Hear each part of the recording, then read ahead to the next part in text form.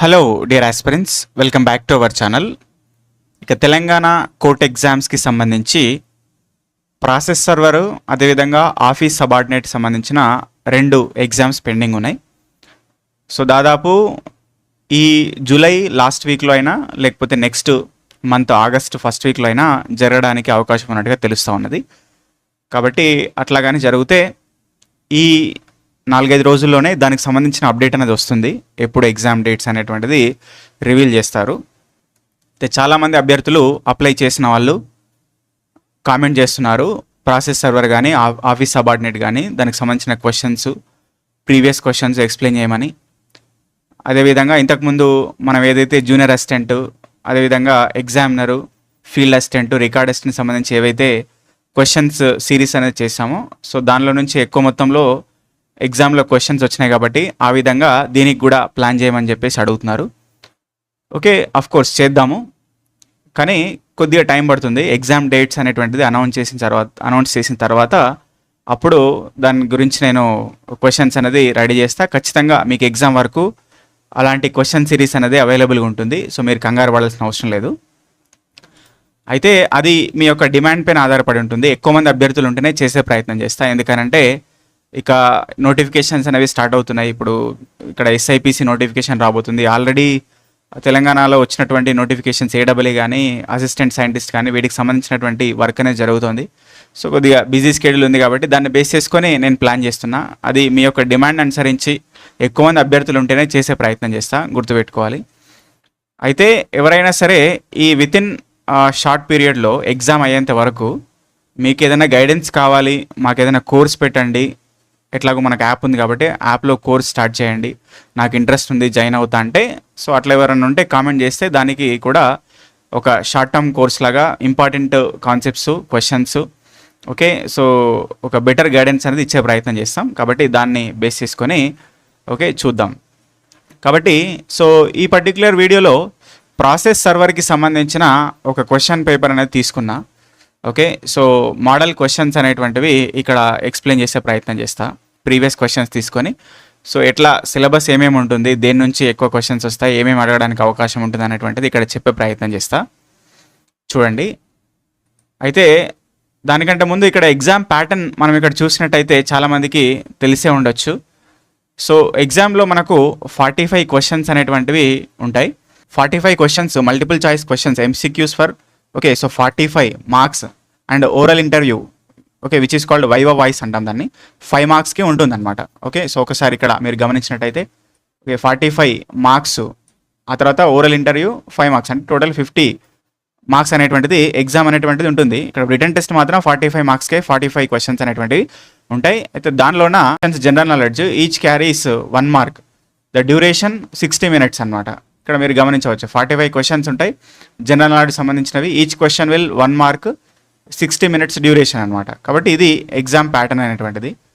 2019లో దీనికి exam pattern అనేది వేరే ఉండే, 40 జీకే 40 జనరల్ ఇంగ్లీష్ ఉండే, బట్ ఇప్పుడు చేంజ్ అయింది. ఓకే, సో 45 మార్క్స్ డైరెక్ట్గా మనకు ఓకే, సో జీకే మాత్రమే ఇస్తున్నారు.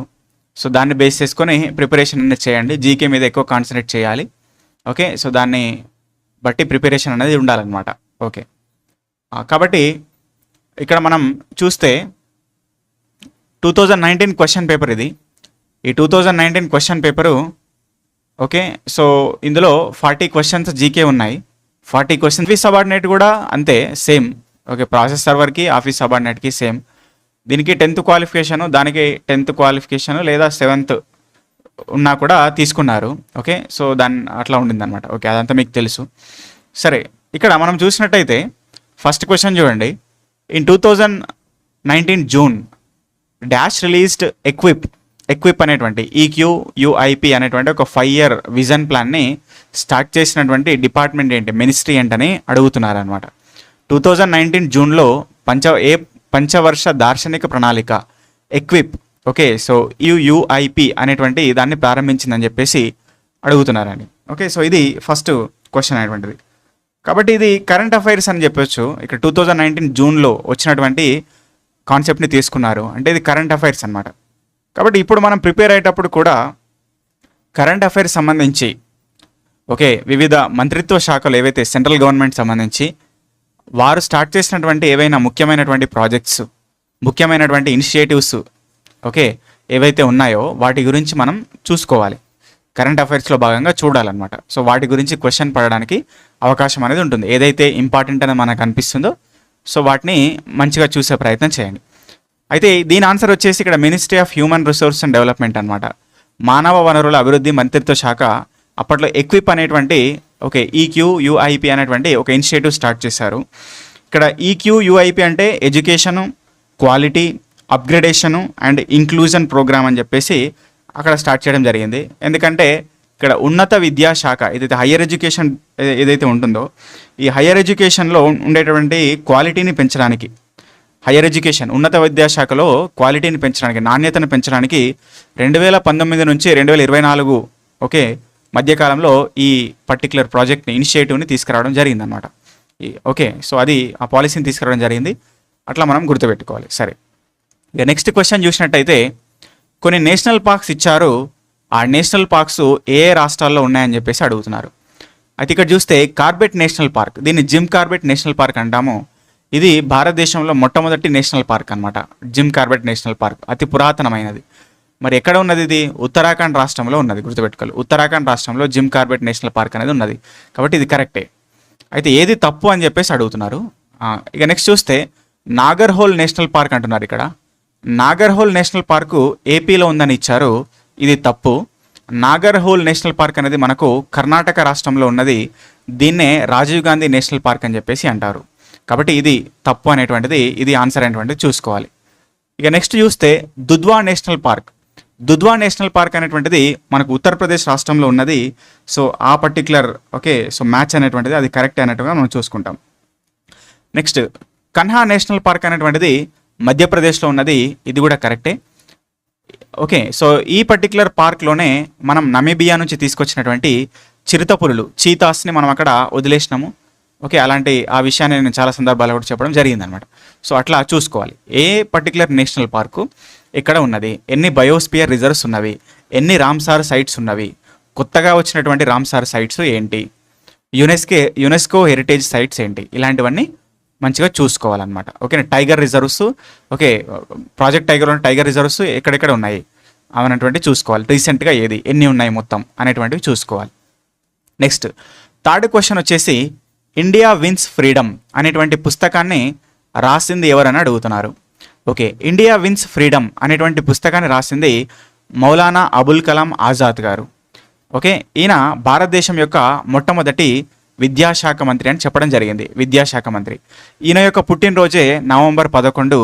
ఈ నవంబర్ 11ని మనం నేషనల్ ఎడ్యుకేషన్ డేగా, జాతీయ విద్యా దినోత్సవంగా జరుపుకుంటున్నాం అనేటువంటి విషయాన్ని కూడా నేను మొన్న చెప్పడం జరిగింది ఇదే కోర్ట్ జాబ్స్కి. ఓకే, కాబట్టి అట్లా గుర్తుపెట్టుకోండి, ఇది మళ్ళీ కూడా రావడానికి అవకాశం అనేది ఉంటుందన్నమాట. ఇక నెక్స్ట్ చూస్తే ఆర్కిటిక్ కౌన్సిల్ యొక్క అబ్జర్వర్గా భారతదేశము మొదటిసారిగా ఏ సంవత్సరంలో ఎన్నికైందని అడుగుతున్నారు. In which year India elected as the observer of the Arctic council for the first time అని చెప్పేసి అంటున్నారు. ఓకే, సో దీని ఆన్సర్ వచ్చేసి 2013. ఓకే, అయితే మనకు ఆర్కిటిక్ కౌన్సిల్ అనేటువంటి కొన్ని దేశాల సమైక్య అనేటువంటిది ఉన్నది. ఆర్కిటిక్ కౌన్సిల్ అంటారు కొన్ని దేశాల సమైక్య. అది అందులో అంటే ఎట్లయితే మనకు G20, G7 అనేటువంటి ఏదైతే చెప్పానో మీకు, సో ఆ రకంగా మనకు ఆర్కిటిక్ కౌన్సిల్ అనేటువంటిది ఒక సమైక్య ఉన్నదన్నమాట. అందులో కొన్ని దేశాలు ఉన్నాయి. ఓకే, ఏమేమి దేశాలంటే రష్యా ఉంటుంది, USA అమెరికా ఉంటుంది, స్వీడన్ ఉంటుంది, ఓకే అదేవిధంగా కెనడా ఉంటుంది, కెనడా. ఓకే, సో కెనడా ఉంటుంది, డెన్మార్క్ ఉంటుంది, ఐస్లాండ్ ఉంటుంది, ఓకే అదేవిధంగా ఫిన్లాండ్ ఉంటుంది, ఓకే సో నార్వే ఉంటుందన్నమాట. ఈ రకంగా Russia, USA America, Sweden, Canada, Denmark, Iceland, okay so Finland, Norway అనేటువంటివి ఇక్కడ ఆర్కిటిక్ కౌన్సిల్లో ఉన్నటువంటి సభ్య దేశాలుగా ఉంటున్నాయి అన్నమాట. ఇవి పర్మనెంట్ కంట్రీస్, శాశ్వత దేశాలు అని చెప్పేసి అంటాం. అయితే కొన్ని అబ్జర్వర్ దేశాలు ఉంటాయి, ఓకే జస్ట్ అబ్జర్వ్ చేస్తూ ఉంటాయి అన్నమాట అవి. వాటిలో మనకు చైనా ఉంటుంది, ఓకే భారతదేశం కూడా ఉన్నది. ఇట్లా కొన్ని రాష్ట్రాలు అనేటువంటి అబ్జర్వర్ దేశాలు ఉన్నాయి. అట్లా భారతదేశము 2013లో ఓకే ఆర్కిటిక్ కౌన్సిల్లో అబ్జర్వర్ దేశంగా ఓకే, సో సభ్యత్వం పొందడం అనేటువంటిది జరిగిందనమాట. అబ్జర్వర్ దేశంగా ఎన్నిక కావడం అనేటువంటి జరిగిందనమాట. అది మనం విధంగా భారతదేశానికి సంబంధించిన ఒక పరిశోధనా కేంద్రం, ఓకే, ఒక రీసెర్చ్ సెంటర్ అని చెప్పేసి అంటాం. ఒక రీసెర్చ్ సెంటర్ అనేటువంటిది మనకు ఆర్కిటిక్ ప్రాంతంలో ఉన్నది. ఓకే, దాన్ని మనం హిమాద్రి అని చెప్పేసి అంటాం. హిమాద్రి అనేటువంటిది భారతదేశము ఆర్కిటిక్ వలయంలో స్థాపించినటువంటి భారతదేశపు ఒక పరిశోధనా కేంద్రం అనేటువంటి దాన్ని గుర్తుపెట్టుకోవాలి. నెక్స్ట్ క్వశ్చన్ చూసినట్టయితే 2019 ఫిబ్రవరిలో జరిగిన రంజీ ట్రోఫీ ఫైనల్లో విజయం సాధించింది ఎవరని అడుగుతున్నారు. Okay, which team won the Ranji trophy final held in February 2019 అని అడుగుతున్నారు. సో రంజీ ట్రోఫీ అంటే ఇది క్రికెట్కి సంబంధించినటువంటిది. 2019 ఫిబ్రవరి అన్నారు కాబట్టి ఇది కరెంట్ అఫైర్స్ యొక్క అంశం అనమాట. ఆ రకంగా క్రికెట్కి సంబంధించినటువంటి ఏవైతే కరెంట్ అఫైర్స్ అంశాలు ఇప్పుడు రీసెంట్గా ఉన్నాయో, ఓకే, సో వాటి గురించి మనం చూసుకోవడం అనేది చేయాలన్నమాట. అప్పుడు దాని నుంచి క్వశ్చన్స్ రావడానికి అవకాశం ఉంటుంది. ఓకే, నెక్స్ట్ 1885లో భారత జాతీయ కాంగ్రెస్ ఏర్పాటుకు దగ్గర సంబంధాన్ని కలిగి ఉన్నది ఎవరని అడుగుతున్నారు. ఓకే, 1885లో స్థాపించబడ్డది భారత జాతీయ కాంగ్రెస్ ఐఎన్సి. అయితే దానితో దగ్గర సంబంధాన్ని కలిగి ఉన్నది ఎవరని అడుగుతున్నారు. ఓకే, ఇక్కడ చూస్తే మనము అక్కడ కొలిన్ క్రాస్ అని, ఓకే, ఇక్కడ కొలిన్ క్రాస్ అని, విఐ పావ్లో అని, ఏవో హ్యూమ్ అని, బిఆర్ టామ్లిన్స్ అని చెప్పేసి అడుగుతున్నారు. ఓకే, నేను మొన్న చెప్పడం జరిగింది, భారత జాతీయ కాంగ్రెస్ని 1885లో స్థాపించింది ఎలన్ ఆక్టోవియన్ హ్యూమ్, ఏవో హ్యూమ్ అని చెప్పడం జరిగింది. అదేవిధంగా ఐఎన్సికి అధ్యక్షత వహించినటువంటి మొట్టమొదటి బ్రిటిష్ వ్యక్తి ఎవరంటే జార్జ్ యూల్ అని చెప్పడం జరిగింది. ఓకే, సో అట్లా గుర్తుపెట్టుకోవాలన్నమాట. నెక్స్ట్ ఇక్కడ చూస్తే కింది వాటిలో పశ్చిమ కనుమలలో భాగం కానిది ఏది అని అడుగుతున్నారు. Which one of the following is not the form of the western ghats అని చెప్పేసి, వెస్టర్న్ ఘాట్స్లో ఏది భాగం కాదని అడుగుతున్నారు. ఓకే, ఇక్కడ చూసినట్టయితే ఇక్కడ నీలగిరి పర్వతాలు అనేటువంటివి ఇక్కడ వెస్టర్న్ హిల్స్లో భాగమే. అంటే ఒక western hills, okay, eastern hills, తూర్పు కనుమలు పశ్చిమ కనుమలు కలుసుకునేటువంటి పాయింట్ ఇక్కడ నీలగిరి పర్వతాలు అనేటువంటిది గుర్తుపెట్టుకోవాలి. ఇది మనకు ఇక్కడ కేరళ, తమిళనాడు, అదేవిధంగా కర్ణాటక ప్రాంతంలో విస్తరించి ఉన్నాయన్నట్టుగా మనం గుర్తుపెట్టుకోవాలి. సహ్యాద్రి పర్వత శ్రేణులు కూడా ఓకే మనకు పశ్చిమ కనుమల్లో భాగం అనేటువంటి దాన్ని కూడా మనం ఇక్కడ చూడవచ్చు. ఇక్కడ మనం చూస్తే మహారాష్ట్ర మరియు కర్ణాటక ప్రాంతంలో విస్తరించి ఉన్నాయి. అన్నమలై పర్వతాలు కూడా పశ్చిమ కనుమల్లో భాగమే. ఇవి కూడా కేరళ మరియు తమిళనాడులో విస్తరించి ఉన్నాయని మనం జాగ్రఫీలో చదువుతాం. కానీ ఆరావళి పర్వతాలు అనేటువంటివి పశ్చిమ కనుమల్లో భాగం కాదు, వెస్టర్న్ ఘాట్స్లో భాగం కాదు. ఇవి రాజస్థాన్ ప్రాంతంలో విస్తరించి ఉన్నాయనే దాన్ని ఇక్కడ గుర్తుపెట్టుకోవాలన్నమాట. Okay, right. నెక్స్ట్ 2019 జూన్లో ఆ క్వాక్వారెల్లి సిమెంట్స్ వరల్డ్ యూనివర్సిటీ స్థానంలో భారతదేశపు ఉత్తమ యూనివర్సిటీ స్థానం ఏదని అడుగుతున్నారు. సో ఇది ఇక్కడ ఐఐటి బొంబాయి అనేటువంటిది అప్పుడు వచ్చింది. అది కరెంట్ అఫైర్స్ అంశము. ఓకే, అలాంటివి చూసుకోవాలి. అంటే యూనివర్సిటీ స్థానాలు ఏవైతే ఉంటాయో, ఓకే, ఇక్కడ ఎన్ఐఆర్ఎఫ్ ర్యాంకింగ్స్ కావచ్చు, ఇక్కడ చెప్పినటువంటి ఏదైతే ఓకే, సో క్వాక్వారెల్లి అనేటువంటి సిమెంట్స్ అనేటువంటి వరల్డ్ యూనివర్సిటీ ర్యాంకింగ్స్ ఏవైతే ఉంటాయో అవన్నీ కూడా చూసుకోవాల్సిన అవసరం అనేది ఉంటుందన్నమాట. అయితే ఇక్కడ చూస్తే నెక్స్ట్ క్వశ్చన్, జాషీన్ అనేటువంటి ప్రదర్శన కళారూపం ఏ ప్రాంతానికి సంబంధించి అని చెప్పేసి అడుగుతున్నారు. జాషీన్. ఓకే, సో జాషీన్ అనేటువంటి కళారూపము ఇక్కడ మనం చూసినట్టయితే కాశ్మీర్, ఓకే, సో జమ్మూ కాశ్మీర్ ప్రాంతానికి సంబంధించినటువంటి ఒక నృత్య కళారూపంగా చెప్పడం అనేటువంటి జరుగుతుంది. ఓకే, సో దాన్ని ఇక్కడ మనము గుర్తుపెట్టుకోవాలన్నమాట. కల్చర్లో భాగంగా ఏవైతే మనకు ప్రదర్శన కళారూపాలు, కళలు, ఓకే, ఏవైతే ఉంటాయో వాటన్నిటిని గురించి కూడా డాన్సెస్, సాంగ్స్, ఫోక్ సాంగ్స్ కావు, జానపద పాటలు, జానపద నృత్యాలు, ఇలాంటివన్నీ కూడా మనం చూసుకోవాల్సిన అవసరం అనేది ఉంటుంది అనమాట. ఇక నెక్స్ట్ క్వశ్చన్ చూసినట్టయితే కింది వాటిలో మేఘాలయ పీఠభూమిలో భాగం కానిది ఏదని అడుగుతున్నారు. మేఘాలయ పీఠభూమి. అయితే మేఘాలయ పీఠభూమి దీన్నే మనం షిల్లాంగ్ పీఠభూమి అని చెప్పేసి అంటాము. ఓకే, షిల్లాంగ్ పీఠభూమి అంటాము. అయితే షిల్లాంగ్ పీఠభూమిలో మనకు 3 ప్రధానమైనటువంటి పర్వతాలు అనేటువంటి ఉంటాయి. వాటిని మనం ఇక్కడ కాశీ, గారో, జయంతియా అని చెప్పేసి అంటాము. కాశీ, గారో, జయంతియా, ఓకే, కాశీ అనేటువంటి 3 పర్వత శ్రేణులు కూడా మనకు మేఘాలయ పీఠభూమిలో మాత్రమే ఉంటాయి అనేటువంటిది అంశము. కానీ ఇక్కడ కార్డ్మామ్ హిల్స్ అనేటువంటివి మనకు వెస్టర్న్ ఘాట్స్లో ఉంటాయి. వెస్టర్న్ ఘాట్స్లో దక్షిణ భారతదేశం అంటే పశ్చిమ కనుమల్లో దక్షిణ భారతదేశంలో ఉంటాయి అనేటువంటి విషయాన్ని గుర్తుపెట్టుకోవాలి. అయితే ఇక్కడ కార్డ్మామ్ అంటే యాలకులు, మనకు తెలుసు కదా, యాలకులు, చికెన్ మటన్లు వేసుకుంటాం యాలకులు. ఆ యాలకులు ఎక్కువ దొరుకుతాయి కాబట్టి వాటికి కార్డ్మామ్ హిల్స్ అనేటువంటి పేరు అనేది వచ్చింది. ఓకే, అది కేరళ మరియు కర్ణాటక, తమిళనాడు ప్రాంతంలో విస్తరించి ఉన్నాయనేటువంటి దాన్ని గుర్తుపెట్టుకోవాలి. ఓకే, పశ్చిమ కనుమల్లో భాగం అనమాట, కానీ మేఘాలయ పీఠభూమిలో భాగం కాదు. ఓకే, నెక్స్ట్, భారతదేశంలో జనాభా లెక్కలను నిర్వహించడానికి ప్రధానంగా బాధ్యత వహించేటటువంటి సంస్థ ఏదైనా అడుగుతున్నారు. ఓకే, జనాభా లెక్కలు నిర్వహించేటటువంటి సంస్థ ఏదండి? ఓకే, రిజిస్ట్రార్ జనరల్ అండ్ భారత census commissioner of census commission of India అని చెప్పేసి అంటాం. అర్థం చేసుకోవచ్చు, సెన్సెస్ అంటే జనాభా. ఓకే, కాబట్టి సో సెన్సెస్ కమిషనరే ఇక్కడ జనాభా లెక్కలు నిర్వహిస్తారనమాట. సింపుల్. అట్లా ఇంగ్లీష్ మీద కూడా మనకు పట్టు ఉంటే కొన్ని క్వశ్చన్స్ ఆన్సర్ చేయొచ్చు అనమాట. Okay, next, ICC cricket world cup 2019 టోర్నమెంట్ని గెలుచుకున్నది ఎవరని అడుగుతున్నారు. ఐసీసీ క్రికెట్ కప్ 2019, ఓకే, అప్పుడు ఇంగ్లాండ్ గెలుచుకుంది భారతదేశం మీద. ఓకే, కాబట్టి అది కరెంట్ అఫైర్స్ క్వశ్చన్, మనం చూడాలన్నమాట. అట్లా అయితే national stock exchange of India NSC ఏ సంవత్సరంలో స్థాపించబడిందని చెప్పేసి అడుగుతున్నారు. Okay, so national stock exchange, Bombay stock exchange అనేటువంటి మనకు రెండు ఉంటాయి. ఓకే, నేషనల్ స్టాక్ ఎక్స్చేంజ్ చూపించేటటువంటి ఆ సూచిని నెఫ్టీ సూచి అంటాము. బాంబే స్టాక్ ఎక్స్చేంజ్ చూపించేదాన్ని మనం ఇక్కడ, ఓకే, సో ఇక్కడ సెన్సెక్స్ అని చెప్పేసి అంటాము. ఇవి రెండు ప్రధానంగా ఉండేటటువంటి ఇక్కడ స్టాక్ ఎక్స్చేంజెస్ అనమాట ఇండియాలో. అయితే పురాతనమైనటువంటిది బాంబే స్టాక్ ఎక్స్చేంజ్, అది 1875 ఆ టైంలో వస్తుంది. 1992లో జరిగినటువంటి ఆర్థిక సంస్కరణలో భాగంగా వచ్చింది నేషనల్ స్టాక్ ఎక్స్చేంజ్. ఓకే, అప్పుడు మనకు ప్రధానమంత్రిగా ఉన్నది పివి నరసింహారావు గారు. ఓకే, కాబట్టి సో అప్పుడు అది ఏ సంవత్సరంలో వచ్చిందంటే 1992 సంవత్సరంలో వచ్చిందని ఇక్కడ గుర్తుపెట్టుకోవాలి. అయితే ఇది ఏ కమిటీ ఆధారంగా వచ్చిందని కూడా అడిగే అవకాశం ఉంటుంది. ఏ కమిటీ ఆధారంగా నేషనల్ స్టాక్ ఎక్స్చేంజ్ని తీసుకొచ్చారంటే, ఓకే, ఫేర్వానీ కమిటీ ఆధారంగా మనకి ఇది వచ్చిందని గుర్తుపెట్టుకోవాలి, Pherwani. Okay, so right. Next question చూస్తే, నారాయణ గురు క్రింది వాటిలో దేనికి సంబంధించిన వారని చెప్పేసి అడుగుతున్నారు. మనకు కేరళలో ఒక యాక్టివిస్ట్, సోషల్ యాక్టివిస్ట్, సామాజిక ఉద్యమకారుడు అనేటువంటి నారాయణ గురువు గారు ఉన్నారు. ఆయన శ్రీమన్నారాయణ ధర్మ పరిపాలన యోగం మూమెంట్ అని చెప్పేసి అంటాం. శ్రీమన్నారాయణ ధర్మ పరిపాలన యోగం అనేటువంటి ఒక ఉద్యమాన్ని నడిపించినటువంటి వ్యక్తి ఇక్కడ నారాయణ గురువు గారు. సో అట్లా గుర్తుపెట్టుకోవాలి. ఇవి మనకు జరిగినటువంటి ఏవైతే సాంస్కృతిక మతపరమైనటువంటి ఉద్యమాలు ఏవైతే మనకు భారతరీతిలో చదువుకుంటామో దానికి సంబంధించినటువంటి అంశం అనమాట.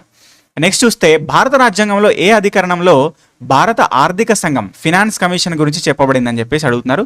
ఇది చాలా సందర్భాలను చెప్పాను. అధికరణ 280, ఆర్టికల్ 280 అనేటువంటిది భారత రాజ్యాంగంలో భారత ఆర్థిక సంఘం గురించి తెలియజేస్తుంది అనమాట. ఇప్పుడు ప్రజెంట్గా 16th ఫైనాన్స్ కమిషన్ నడుస్తుంది. ఓకే, దీనికి అధ్యక్షులుగా ఉన్నవారు అరవింద్ పనగారియా గారు. ఈ అరవింద్ పనగారియా గారు నేతృత్వంలో ఉన్నటువంటి 16th finance commission 1.4 lakh crores రాష్ట్రాలకు కేటాయించింది, అన్ని రాష్ట్రాలకు కేటాయించింది అనేటువంటి అంశాన్ని కూడా చెప్పడం జరిగింది అనమాట. ఓకే, 1875లో ఓకే యుఎస్ఏలో దివ్యజ్ఞాన సమాజం థియోసాఫికల్ సొసైటీకి పునాది వేసింది ఎవరని అడుగుతున్నారు. 1875లో దివ్యజ్ఞాన సమాజాన్ని స్థాపించారు. ఎవరు అంటే హెచ్పి బ్లావెట్స్కీ అనేవారు మనకు థియోసాఫికల్ సొసైటీ అనేటువంటి దాన్ని యుఎస్ఏలో అమెరికాలో స్థాపించారు. 1875లో స్థాపించారనమాట. ఓకే, ఇలాంటి క్వశ్చన్స్ కూడా మొన్న ఎక్స్ప్లెయిన్ చేయడం జరిగింది, అవన్నీ చూసుకోండి. నెక్స్ట్, ప్లూటో గ్రహాన్ని అధ్యయనం చేసే పనిపై ఉన్న నాసాకు సంబంధించిన స్పేస్ క్రాఫ్ట్ అంతరిక్ష నౌక పేరేంటిదని అడుగుతున్నారనమాట. ఓకే, కాబట్టి నాసాకి సంబంధించినటువంటి స్పేస్ క్రాఫ్ట్ ఒకటి ప్లూటో గ్రహాన్ని అధ్యయనం చేయడానికి కోసము 2006లో పంపించారు. 2013లో దానికి సంబంధించినటువంటి రిజల్ట్స్ అనేటువంటివి వచ్చినాయి అనమాట. ఓకే, దాని పేరు ఏంటంటే న్యూ హరిజాన్స్ అని చెప్పేసి అన్నారు. న్యూ హరిజాన్స్ అనేటువంటి స్పేస్ క్రాఫ్ట్ ఫ్లూటో అనేటువంటి గ్రహాన్ని అధ్యయనం చేయడం కోసము వెళ్ళిందనమాట. అయితే ఇతర ఆప్షన్లు చూసినట్టయితే ఇది మెసెంజర్ అనేటువంటిది బుధ గ్రహం, ఏదైతే మనకు సూర్యుడికి దగ్గరగా ఉన్నటువంటి బుధ గ్రహం ఏదైతే మెర్క్యూరీ ఏదైతుందో దాని యొక్క అధ్యయనం కోసం పంపించినటువంటిది అనమాట. ఓకే, క్యూరియాసిటీ రోవర్ అనేటువంటిది అంగారక గ్రహం, మార్స్ మీద మానవ మనుగడ సాధ్యమవుతుందా లేదా అని తెలుసుకోవడానికి పంపించారనమాట. ఓకే, సో అట్లా గుర్తుపెట్టుకోవాలి. నెక్స్ట్, తెయ్యం అనేటువంటిది ఓకే ఏ రాష్ట్రానికి సంబంధించిన సాంప్రదాయ మరియు జానపద రంగస్థల కళారూపం అని చెప్పేసి అడుగుతున్నారు. ఓకే, సో తెయ్యం అనేటువంటిది మనం ఇక్కడ చూసినట్టయితే కేరళ రాష్ట్రానికి సంబంధించండి, కేరళ రాష్ట్రానికి. అయితే తెయ్యం అనేటువంటిది ఒక మలయాళీ పదం. తెయ్యం అంటే అర్థం ఏంటంటే దేవుడు అని చెప్పేసి అర్థం, దేవుడు. కాబట్టి ఆ రకంగా మనం గుర్తుపెట్టుకోవాలి. కేరళ రాష్ట్రానికి సంబంధించినటువంటి ఒక జానపద కళా రంగస్థల రూపము ఓకే తెయ్యం అనేటువంటిది. ఓకే, నెక్స్ట్, ఈ క్రింది వాటిలో గంగా నదికి ఎడమ తీరపు ఆ ఉపనది కానిది ఏంటని అడుగుతున్నారు. ఓకే, సో ఇక్కడ గంగా నది సంబంధించినటువంటి ఉపనదుల గురించి అడుగుతున్నారు. అయితే ఇక్కడ గంగా నదికి కొన్ని నదులు ఎడమవైపు నుంచి, కొన్ని నదులు కుడివైపు నుంచి వచ్చి కలుస్తాయి అన్నమాట. మరి ఎడమవైపు నుంచి వచ్చేటటువంటి నదులు ఏమేమి ఉంటాయి? ఎడమవైపు నుంచి వచ్చేటువంటి నదుల్లో గండక్ ఉంటుంది, కోసి ఉంటుంది, గోమతి ఉంటుంది. Okay, so Ramganga, Ghaghra, Mahananda, okay, ఇవన్నీ కూడా ఎడమవైపు నుంచి వచ్చి కలుస్తాయి అన్నమాట నదులు. కానీ సోన్ నది మాత్రం, ఓకే, సోన్ నది మధ్యప్రదేశ్లోని అమరకంటక్ వద్ద జన్మించి, ఓకే, సో అట్లా ఉత్తర దిశగా ప్రయాణించి గంగా నదిలో కలుస్తుంది అనమాట. కాబట్టి ఇది కుడివైపు నుంచి వచ్చేటటువంటి ఒక ఉపనది గంగా నదికి సోన్ నది కావచ్చు.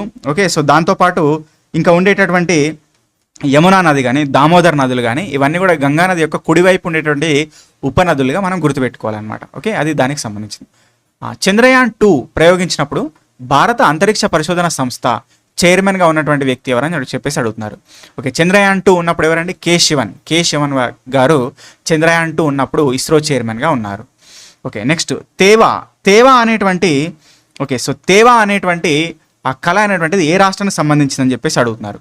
ఓకే, తేవా అనేటువంటి కళ రాజస్థాన్ ప్రాంతానికి సంబంధించిన, రాజస్థాన్ రాష్ట్రానికి సంబంధించినటువంటి తేవా అనేటువంటి కళారూపం అనేటువంటిది మనకున్నది. అది మొఘలాయుల కాలం నుంచే స్టార్ట్ అయింది. దీనికి జాగ్రఫికల్ ఐడెంటిఫికేషన్ GI ట్యాగ్ కూడా ఉన్నది అనేటువంటి విషయాన్ని గుర్తుపెట్టుకోవాలి. ఇక నెక్స్ట్ చూస్తే లార్డ్ లిట్టన్ పరిపాలనలో వచ్చినటువంటి వెర్నాక్యులర్ ప్రెస్ యాక్ట్ అంటాం మనం. వెర్నాక్యులర్ ప్రెస్ యాక్ట్, దాన్నే ప్రాంతీయ భాషా పత్రికల చట్టం అంటారు. దాన్ని ప్రాంతీయ భాషా పత్రికల చట్టం అనేటువంటిది అంటారు. అయితే అది ఏ సంవత్సరంలో వచ్చిందని చెప్పేసి అడుగుతున్నారు. నేను చాలా సందర్భాల్లో చెప్పిన లార్డ్ రిటన్ టైంలో వచ్చినటువంటి వెర్నాక్యులర్ ప్రెస్ యాక్టు, అదేవిధంగా మనకున్నటువంటి స్థానిక స్వపరిపాలన సంస్థలకు 1882లో పునాది వేసినటువంటి lord Ripon. Okay, lord Ripon, ఈ సంవత్సరాలు గుర్తుపెట్టుకోవాలి, ఇద్దరు పర్సన్స్ని గుర్తుపెట్టుకోవాలని చెప్పిన. ఓకే, వెర్నాక్యులర్ ప్రెస్ యాక్ట్ని తీసుకొచ్చింది లార్డ్ లిట్టన్. మరి స్థానిక స్వపరిపాలన సంస్థలను తీసుకొచ్చింది lord Ripon. Okay, lord Ripon స్థానిక స్వపరిపాలనకు 1882లో పునాదేశండు. వెర్నాక్యులర్ ప్రెస్ యాక్ట్కి లార్డ్ లిట్టన్ 1878లో పునాదేశం అనమాట. కాబట్టి వెర్నాక్యులర్ ప్రెస్ యాక్ట్ అంటే ప్రాంతీయ భాషా పత్రికల చట్టము అని గుర్తుపెట్టుకోవాలన్నమాట. Okay, next security exchange board of ఇండియాకు శాసన సంబంధమైనటువంటి గుర్తింపును అందించడం అనేటువంటిది డాష్ యొక్క సిఫారసులో ఒకటి అనమాట అని చెప్పేసి అడుగుతున్నారు. అయితే security exchange board of India అనేటువంటిది మనకున్నది. ఇది సెబీ యాక్ట్ 1992 ద్వారా, సెబీ చట్టం 1992 ద్వారా పివి నరసింహారావు గారు ఉన్నప్పుడు, పిఎంగా ఉన్నప్పుడు ఆర్థిక సంస్కరణలో భాగంగా వచ్చిందనమాట. మరి సెబీ యాక్ట్ అనేటువంటిది ఎవరి సూచనలతో వచ్చిందంటే నరసింహం కమిటీ సూచనలతో వచ్చిందనమాట.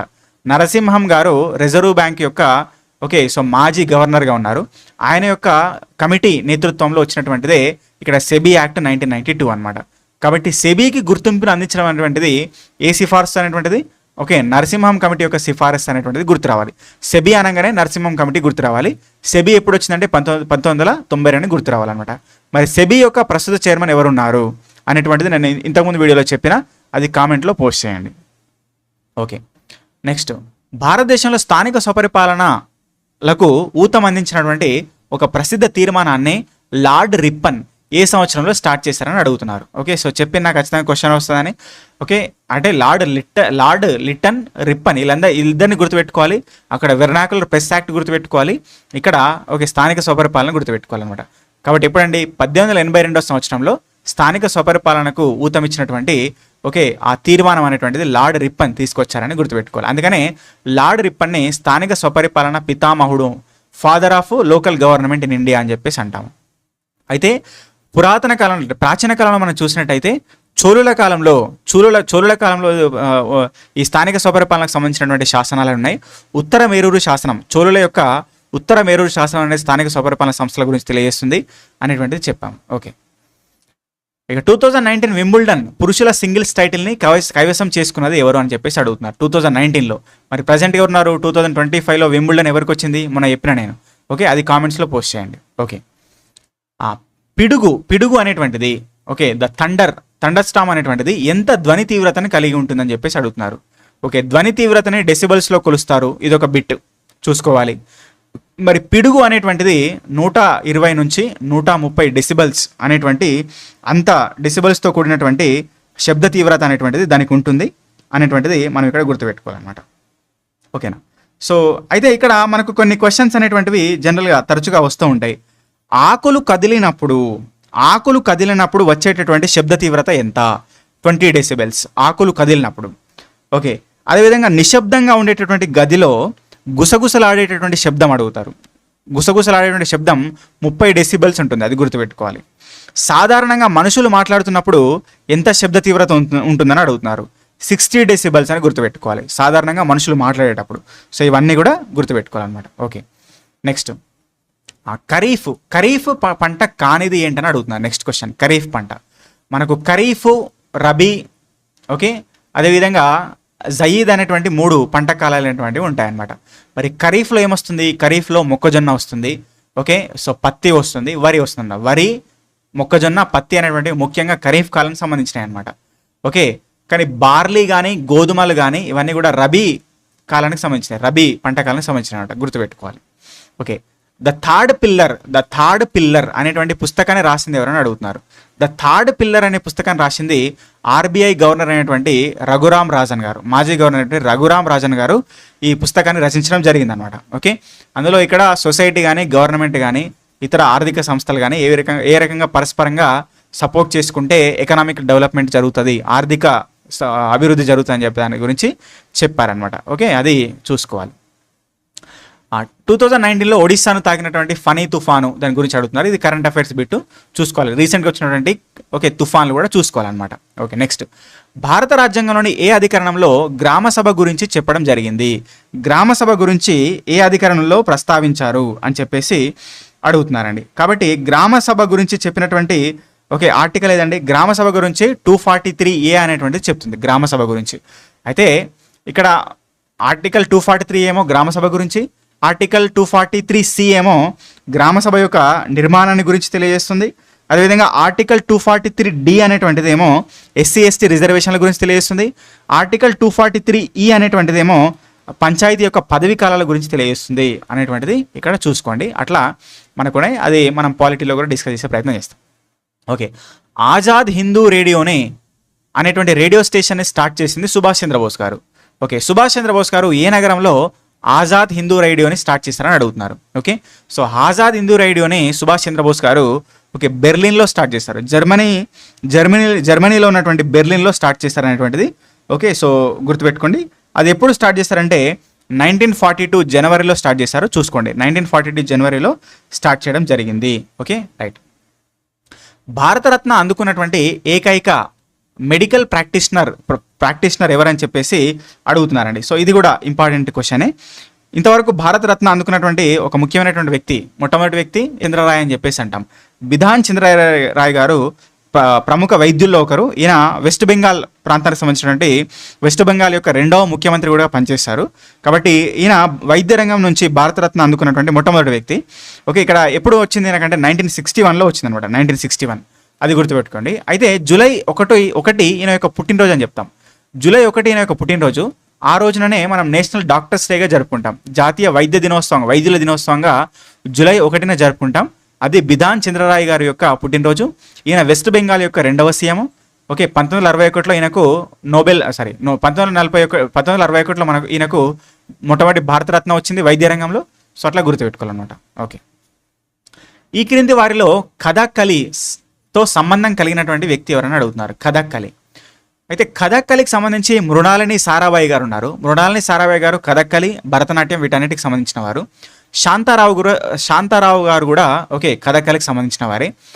ఓకే. రీటా గంగూలీ గారు కూడా కథాకళికి సంబంధించిన వాళ్ళే. కానీ బిర్జూ మహారాజ్ గారు మాత్రము కథక్. ఈయన కథాకళి కాదు, కథక్ అనేటువంటిది ఉత్తరప్రదేశ్ ప్రాంతానికి సంబంధించింది. ఉత్తరప్రదేశ్ యొక్క నాట్య రూపం కథక్ అనేటువంటిది. కానీ కథాకళి మాత్రము కేరళ ప్రాంతానికి సంబంధించిన అనమాట. కేరళ ప్రాంతం. ఓకే. కేరళ ప్రాంతానికి సంబంధించింది కథాకళి ఉంటుంది, మోహిని అట్టం ఉంటుంది. ఓకే. అందులో వీరు ముగ్గురు కూడా ఫేమస్ అనమాట. మృణాలిని సారాభాయ్ గారు, శాంతారావు, వీళ్ళందరూ కూడా కథాకళి, అదేవిధంగా మోహిని అట్టం ఇలాంటి వాటి నాట్య రూపాల్లో ఫేమస్. కానీ బిర్జూ మహారాజ్ గారు మాత్రము ఆయన నార్త్ ఇండియన్ ఉత్తరప్రదేశ్ ప్రాంతానికి సంబంధించిన కథక్లో ఫేమస్ అనమాట. ఓకే. రైట్. 1957-58లో వచ్చినటువంటి కనుగొన్నటువంటి భీంబేట్కా గుహలు ఎక్కడున్నాయి? మధ్యప్రదేశ్లో ఉన్నాయి. చాలా చాలా ఇంపార్టెంట్ బిట్ ఇది కంపల్సరీ వస్తుంది. ఓకే, దీన్ని కనిపెట్టినటువంటి వ్యక్తి ఎవరైనా అడుగుతున్నారు. భీంబెట్కా గుహలను కనిపెట్టింది ఓకే విఎస్ వాలంకర్ అని చెప్పేసి అంటాం. విఎస్ వాకంకర్ అంటే విష్ణు శ్రీధర్ వాకంకర్. చాలా చాలా ఇంపార్టెంట్ బిట్. దీనికి సంబంధించి కొన్ని కరెంట్ అఫైర్స్ బిట్లు కూడా ఉన్నాయి, నేను మొన్న చెప్పిన. ఓకే, సో చూడండి. అయితే విఎస్ వాకంకర్ సంబంధించినటువంటి కరెంట్ అఫైర్స్ బిట్టు ఏమున్నది, నేను మొన్న చెప్పినటువంటి ఫైనల్ టచ్ 2లో చెప్పిన అనుకుంటా, మేబీ ఈయనకు సంబంధించి బిట్ ఉన్నది చెప్పండి. ఓకే, నెక్స్ట్ 2019 జూన్లో కాళేశ్వరం ఎత్తిపోతల పథకం KLIP తెలంగాణ రాష్ట్రంలో ఎక్కడ ప్రారంభించబడిందని అడుగుతున్నారు. కాళేశ్వరం ఎత్తిపోతల పథకము జయశంకర్ భూపాల్పల్లి దగ్గర స్టార్ట్ చేసినట్టుగా మనకు తెలుసు. మేడిగడ్డ ఓకే, అదేవిధంగా సుందిల్లా బ్యారేజీలు అనేటువంటివి ఓకే ఏవైతే ఉన్నాయో వాటి యొక్క 3 ప్రధానమైన బ్యారేజీలు ఈ కాళేశ్వరం ఎత్తిపోతల పథకంలో మెయిన్ ఉన్నాయి. సో అవి మనకు జయశంకర్ భూపాల్పల్లిలో వస్తాయి, ఆ తర్వాత పెద్దపల్లి డిస్టిక్లో వస్తాయి అనమాట. కాబట్టి సో దాని యొక్క మెయిన్ ఫౌండేషన్ మాత్రం జయశంకర్ భూపాల్పల్లిలో ఉందని గుర్తుపెట్టుకోవాలి. ఆ రకంగా కరెంట్ అఫైర్స్ అంశం కూడా మనకు రావడానికి అవకాశం ఉంటుంది. ఇది మృదువైనటువంటి అసంఘటితమైనటువంటి నిక్షేపాలతో ఏర్పడినటువంటి మొలాసిస్ బేసిన్ అని ఏ ప్రాంతాన్ని పిలుస్తారని చెప్పేసి అడుగుతున్నారు. అయితే మిజోరాం రాష్ట్రాన్ని మొలాసిస్ బేసిన్ అంటారు. ఎందుకంటే అక్కడ ఉండేటటువంటి భూమి అంతా కూడా చాలా మృదువైంది అనమాట. డిఫరెంట్ అవక్షేపాలతో ఏర్పడి ఉన్నది, చాలా సాఫ్ట్నెస్తో కూడుకున్నది అనమాట. అందుకని దాన్ని మొలాసిస్ బేసిన్ అని చెప్పేసి అంటారు. మృత్తికా యొక్క క్రమక్షయం అనేటువంటిది ఎక్కడ ఎక్కువ జరుగుతుంది ఆ ప్రాంతంలో. ఓకే, ఈ క్రింది వాటిలో సింధు నదికి ఉపనది కానిది ఏంటని అడుగుతున్నారు. సింధు నది యొక్క ఉపనదిలో మనకు బేసిక్గా పంచనదులు ఉంటాయి. సింధు, జీలం, చినాబు, బియాస్, సట్లెజ్. ఓకే, జీలము, చినాబు, రావి, బియాసు, సట్లెజ్ అనేటువంటివి ఓకే 5 ఉపనదులు అనేటువంటివి మనకు సింధు నదికి ఉపనదులు ఉన్నాయి. అవి కాకుండా షిగార్ నది కావచ్చు, ఓకే గ్యాస్టింగ్ నది కావచ్చు, నుబ్రా నది కావచ్చు, ఇవన్నీ కూడా మనకు సింధు నది యొక్క ఉపనదులే. షిగారు, గ్యాస్టింగ్, నుబ్రా. కానీ బానస్ అనేటువంటిది చంబల్ నదికి ఉపనది. మధ్యప్రదేశ్లో ఉన్నటువంటి చంబల్ నదికి ఉపనది అనమాట. ఓకే, అట్లా చూసుకోవాలి. భారత రాజ్యాంగంలో ఏ సవరణలో వస్తు సేవల మండలిని ఏర్పాటు చేశారు? జిఎస్టీ మండలిని ఏ సవరణ ద్వారా ఏర్పాటు చేశారు? జిఎస్టీ అనేటువంటిది 101 అమెండ్మెంట్ యాక్ట్ ద్వారా వచ్చింది 2015లో అని చెప్పాము. 2015 జూలై 1 రోజున జిఎస్టీ బిల్ అనేటువంటిది ఆమోదం పొందింది. ఓకే, 101 అమెండ్మెంట్ 101వ రాజ్యాంగ సవరణ. దీనికి సంబంధించి చెప్పాం 100 రాజ్యాంగ సవరణ అనేటువంటిది మనకు బంగ్లాదేశ్కి మరియు భారతదేశం మధ్య భూభాగాల యొక్క పంపిణీ. 102వ రాజ్యాంగ సవరణ అనేటువంటిది నేషనల్ కమిషన్ ఫర్ బీసీ యొక్క ఏర్పాటు. 103వ అనేటువంటిది ఈడబ్ల్యూఎస్ ఎకనామికల్ వీకర్ సెక్షన్కి 10% రిజర్వేషన్లు అని అట్లా చెప్పడం జరిగింది, చూసుకోవాలి. 89వ రాజ్యాంగ సవరణ దేనికి సంబంధించండి? 89వ రాజ్యాంగ సవరణ ద్వారా ఓకే మనకు నేషనల్ కమిషన్ ఫర్ SC/ST అనేటువంటిది ఏర్పడ్డది అనమాట. ఓకే, అది 2008లో అట్లా చూసుకోవాలన్నమాట. Okay, right. 2019 మేలో హ్యూమస్ అట్లాస్ కార్యక్రమం అనేటువంటి మానవ్ డ్యాష్ చే ప్రారంభించబడిందని అడుగుతున్నారు. ఓకే, మానవ్ అనేటువంటి ఒక ఇనిషియేటివ్ని బయోటెక్నాలజీ విభాగం 2019లో స్టార్ట్ చేసింది. అది కరెంట్ అఫైర్స్ అంశం అనమాట, అట్లా చూసుకోవాలి. ఓకే, సో నెక్స్ట్ భారత రాజ్యాంగం యొక్క ఏ అధికరణము రాష్ట్ర గవర్నరు రాష్ట్రపతి ఆమోదం కొరకు ఒక బిల్లును నిలిపివేయవచ్చు అని చెప్పేసి అడుగుతున్నారు. ఓకే, ఒక రాష్ట్ర గవర్నరు రాష్ట్రపతి ఆమోదం కొరకు బిల్లును నిలిపివేసేటటువంటి అధికారము ఏ అధికరణం ఏ ఆర్టికల్ కింద వస్తుందని చెప్పేసి అడుగుతున్నారు. సో ఇక్కడ చూసినట్టయితే ఆర్టికల్ 200 అనేటువంటి ఓకే దాని కింద శాసనసభలో ఆమోదం పొందినటువంటి బిల్లు గవర్నర్ దగ్గరికి వెళ్తుంది, గవర్నర్ సంతకానికి వెళ్తుంది అనమాట. మరి గవర్నర్ సంతకం దగ్గరికి వెళ్ళినటువంటి బిల్లు ఆ పర్టికులర్ బిల్లు మీద గవర్నర్ సంతకం చేయవచ్చు, అంటే గవర్నర్ దానికి ఆమోదం తెలుపవచ్చు. ఓకే, అది ఫస్ట్. లేదా ఆ బిల్లుని తిరస్కరించవచ్చు, ఆమోదించకుండా నిలిపివేయవచ్చు. దాన్ని రిజెక్ట్ చేసి ఓకే రిజెక్ట్ చేయవచ్చు, అది రెండవ వెసులుబాటు. మూడవది అనేటువంటిది ద్రవ్య బిల్లులు కానీ ఓకే ఇతర బిల్లులు కానీ ఎవరు ఉంటే వాటిని పునః పరిశీలన. ఓకే, సో వాటిని రిటర్న్గా పంపి మళ్ళీ ఒకసారి చెక్ చేయడం అని చెప్పేసి శాసనసభకు మళ్ళీ రిటర్న్ చేయవచ్చు. లేదా అత్యంత ముఖ్యమైనటువంటి బిల్లులు ఏవైతే కొన్ని ఉంటాయో వాటిని ఓకే సో జాతీయ ప్రాధాన్యత కూడా ఉన్నట్టయితే వాడి నేషనల్కి సంబంధించినటువంటి నేషనల్ వైడ్ ఓకే ఇంపార్టెన్స్ అనేటువంటిది ఉన్నప్పటికీ అలాంటి సందర్భంలో గవర్నరు రాష్ట్రపతి యొక్క ఓకే సో రాష్ట్రపతి పరిశీలన కొరకు దాన్ని భద్రపరుస్తారు అనమాట. Reserve for the consideration of the president అనడం దాన్ని. ఓకే, రాష్ట్రపతి యొక్క పరిశీలన కొరకు దాన్ని భద్రపరుస్తారు. అది కూడా ఒక 200 అంటే ఇట్లా ఈ రకంగా 4 వెసులుబాట్లు అనేటువంటివి గవర్నర్కు ఒక బిల్లుల విషయంలో ఉంటుంది ఆర్టికల్ 200 అనుసరించి అనేటువంటిది గుర్తుపెట్టుకోవాలన్నమాట. ఓకే, సో కాబట్టి ఇది దీనికి సంబంధించినది. సో ఈ రకంగా 40 క్వశ్చన్ అనేవి చూసాం. ఇక్కడ క్వశ్చన్స్ అనేటువంటిది చూసుకోండి. దాంతోపాటు ముఖ్యంగా క్వశ్చన్స్ ఏ విధంగా అడుగుతున్నారు, ఆ ప్యాటర్న్ ఏ విధంగా ఉంటుంది, క్వశ్చన్స్ స్టాండర్డ్ ఏ విధంగా ఉంటుంది అనేటువంటిది చూసుకోండి. అందుకోసమే ఎక్స్ప్లెయిన్ చేసిన. నెక్స్ట్ రేపు ఆఫీస్ సబార్డినేట్ సంబంధించిన క్వశ్చన్ పేపర్ కూడా ఎక్స్ప్లెయిన్ చేస్తా. ఓకే, డోంట్ వరీ, మీరు కంగారు పడకండి, చేద్దాము. కానీ మీరు మీ యొక్క ఓకే, సో సపోర్ట్ అనేది మీ సైడ్ ఉండాలి. లైక్ చేయండి, హైప్ చేయండి వీడియోస్ని, మీ ఫ్రెండ్స్కి షేర్ చేయండి. ఎక్కువ మంది ఓకే జమ అయితే గిట్లా నేను దీని మీద వీడియోస్ అనేది చేస్తా. తక్కువ మంది డిమాండ్ ఉంటే మాత్రం చేసే ప్రయత్నం చేయండి. ఎందుకంటే ఇంకా చాలా వేరే పనులు చేయాల్సి ఉన్నాయి, చాలా నోటిఫికేషన్ గురించి వర్క్ చేయాల్సి ఉన్నది. సో తక్కువ మంది ఉన్నప్పుడు దానికోసం ఎక్కువ టైం వేస్ట్ చేసుకోవాలి అనిపించదు మాకు కూడా. సో దాన్ని బేస్ చేసుకొని చూడండి అనమాట. Okay right. So thank you, జై హింద్.